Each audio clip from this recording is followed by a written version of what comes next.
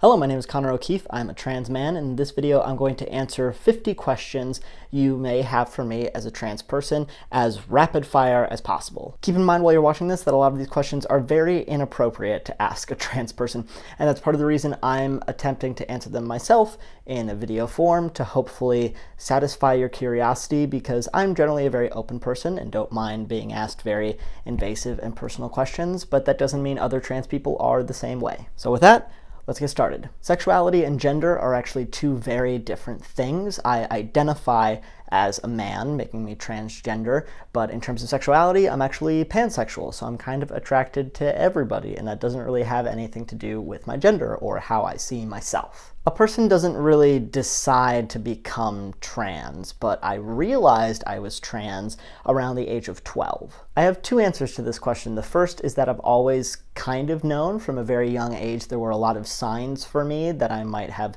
leaned towards sort of more masculine expression and felt more comfortable being seen as a male. Of course, this isn't always the case for a lot of trans people, but I didn't actually know what the word trans itself meant until I was about 12 years old, and that's what led me to realizing that that was how I identified. Yeah, I'm pretty comfortable sharing, so here's one, and here's another one, and here's another one. Our society tends to have this preconceived notion that trans people look a particular way, often that they don't pass or appear to be the gender they identify as. But trans people come in all sorts of shapes, forms, and sizes, so you can never really tell that somebody's trans just by looking at them. I came out to a few friends in person, but generally told everyone over a mass Facebook message right before I entered high school, and then changed my Facebook account. So a lot of it was actually done online for me. My parents actually helped me come out to my family over the course of a bunch of phone calls, emails, and a few face-to-face interactions. I asked my dad if we could have a talk while I was helping him assemble a barbecue grill, which is why I now have a tattoo of that on my ankle, and then he called my mom the next day to let her know what was going on. My high school actually handled it very, very well. They gave me a key to a handicapped restroom in case I felt the need to use it, were willing to talk to me about sports and whether or not I wanted to play, but I just wasn't interested, so it wasn't an issue, and let teachers know with my consent so that they could be more sensitive and more attentive to me in case I had any extra needs. Throughout high school, I would change in a handicapped bathroom during gym class because that was where I felt the most comfortable and safe. You know, there were some rumors going on, some people talking about saying cruel things to me or using the wrong name on purpose in order to make fun of me, but none of it ever really got around to my face, and there were a few people I knew back in middle school who helped sort of defend me and make sure I was okay if they ever heard anything, and so I'm very, very fortunate and was actually treated very kindly during high school. I saw one therapist with my family while I was first kind of coming out and coming to terms with things to keep us all on the same page. I saw another therapist later to keep talking about gender and transitioning and what that meant to me. And I currently see a therapist now, but it's not really for anything gender related. It's just for mental health. Yes, my name is changed legally. It was a very long and drawn out process, which honestly my mom knows a little bit more about than I do because she's the one that did most of the work, and I'm very grateful for that. I don't share my old name, particularly not online, because I know trolls and bullies are a thing, and at least for the moment, I'd rather just keep that to myself. My dad helped me pick the name Connor, which means wolf. It also happens to be Irish, which is a part of his heritage. And my mom picked the name Lee, which is my uncle's middle name, so it kind of keeps me connected to the family still. I've been taking testosterone for give or take 5 years now.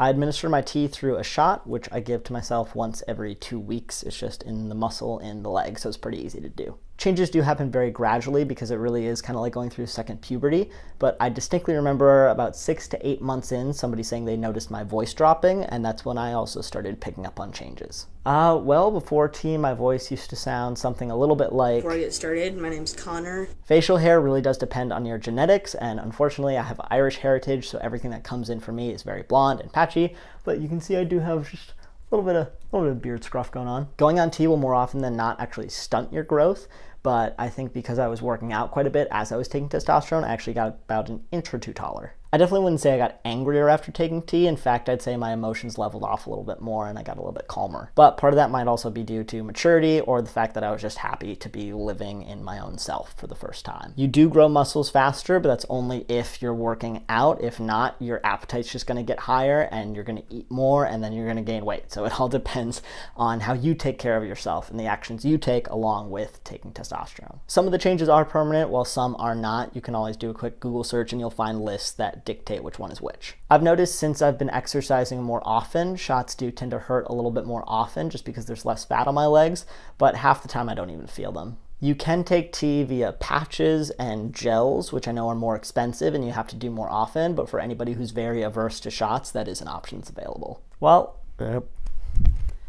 no. I did. I binded for about 2 years before I had top surgery. I have a few stretch marks on my skin still because of binding, but nothing that did any real harmful permanent damage. I was put to sleep for it, so no, but recovery was a little bit uncomfortable. If you're interested in seeing how top surgery works, there's a trans YouTuber named Leo I really love who made this beautiful video breaking down the procedure step by step, and I'm going to link that in the description down below. The initial recovery took about 3 weeks, but after that I had to wait a year before I could expose my chest to the sun because I wanted the scars to heal well. For me, no, which I really don't mind, but if you do have a smaller chest, you can get a keyhole or a periareolar procedure, and that will leave no scarring. I've thought about it, but no, I don't think so. It doesn't really interest me. For me, top surgery was removing a part of myself that was really inhibiting my day-to-day and making it difficult to be myself. I'm not a huge fan of the idea of adding something to my body that wasn't there before. And either way, I just don't really feel like I need it.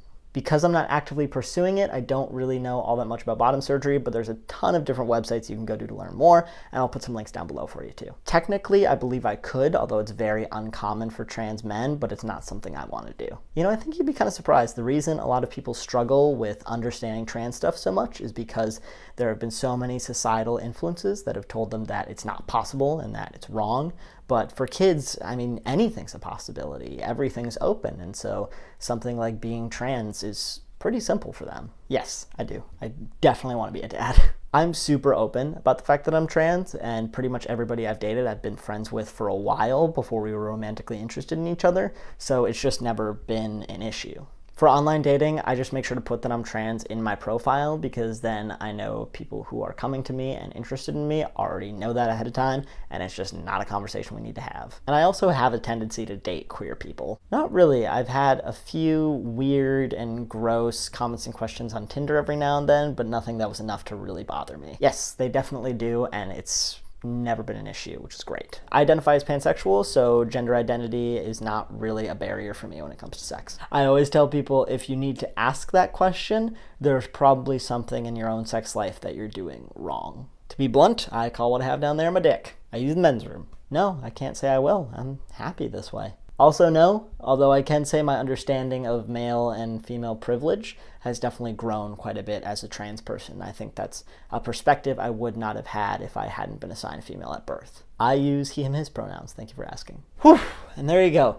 50 questions that I've been asked plenty of times about being trans, and I'm sure other trans people have as well. As a reminder, a lot of these questions are very inappropriate, and I wouldn't advise asking a trans person unless you two were very good friends and very comfortable talking about these sorts of things with each other. But for the sake of curiosity, I'm super open, and I know these are questions people have all of the time, so I thought it might be a kind of fun little thing to put out on the internet. But as I said at the beginning of the video, my name is Connor O'Keefe. I make a video on this channel once a week. If you like this, think about hitting the like button and letting me know. And if you like me, maybe subscribe if you want to see more of me. I make videos about gender and sexuality, traveling, and art, and some other stuff here and there. I do some mini documentaries. If any of that sounds of interest to you, you could consider checking out my channel and seeing what you think. Thank you so much for your time and for watching. I hope you have a lovely, lovely day.